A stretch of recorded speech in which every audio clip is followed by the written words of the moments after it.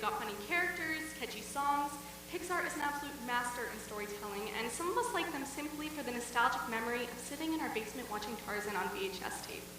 For me, Disney movies and animated films in general are the glorious children of my two favorite things, visual art and storytelling.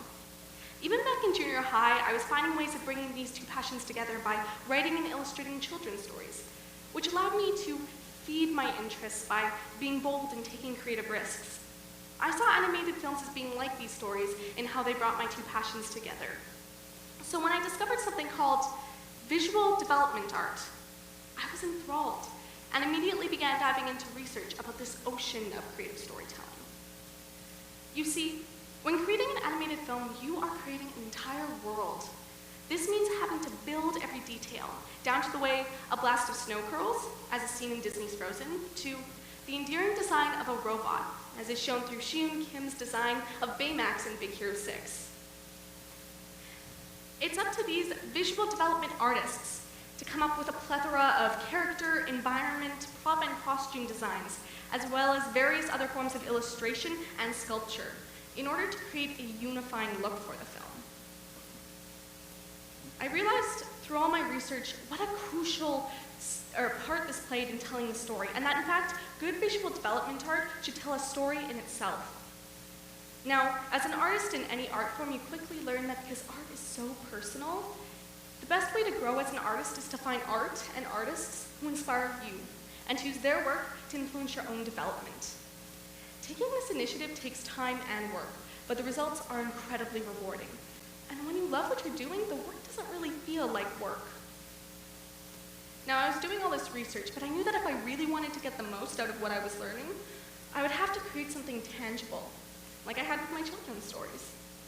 So, I decided to create visual development art as if I were to make my own animated television show. I knew for my purposes I would want a story with lots of characters and unique environments in order to learn how to design diversely. So, I created a story called The Extraordinary Sparks. The Extraordinary Sparks takes place on Earth, but with a twist. Earth is part of a universe called the Universe of Law, with its counterpart being the magical universe of change. Where these two universes overlap, there is a doorway called the Fault Line, which lies on the Sparks estate, where the resident family manages travel between the two universes. My story focuses on the adventures of this family and their diverse adopted kin. Now, allow me to share my work with you. The following art is all the work I created for this project. Meet the Sparks. They were tons of fun to design. I wanted to create characters that were both appealing and intriguing. They were the heart of the story, after all. I wanted the viewer to be able to look at each character and see a genuine personality. This is Nyara. She was my favorite character to design. I did this drawing over a year ago, hoping to show a sweet and graceful girl, but this drawing was unappealing and flat. So 6 months later, when I returned to the design, I tried again. And I don't know whether it's because I got to know the character better, or I simply changed her hair, but she was much more exciting. And I created my final design, which I felt showed significantly more character depth. I moved on to the next phase of my project, environment designs, which at first didn't seem nearly as interesting as character designs. After all, how are you meant to convey personality through something as inanimate as an object, or a building in a tree? So I did tons of research and more practice, and I realized environments carry an immense amount of personality. I just hadn't learned how to convey it yet. So, with yet more practice, I came up with this side-by-side of the two main cities in my story. I wanted to juxtapose the bright, merry-looking fantasy world with the earthy West Coast in a travel poster-style piece. Now, this was one of many personal projects I've done, and I've been able to apply my work here to my IB art class at school.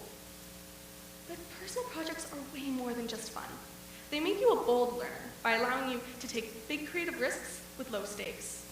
I may not have wanted to do these environment designs at first, but I did them anyway, because this project was forcing me to flex my creative muscles and experiment without the concern of making bad art, because the art was just for me. When I started this project, I wasn't worried about impressing anyone or being graded. My goal was simply to learn and to grow as an artist. Not all the work I did during this process was good, but when I figured out what didn't work in a piece, I could eventually follow the trail of what did and land in success by default.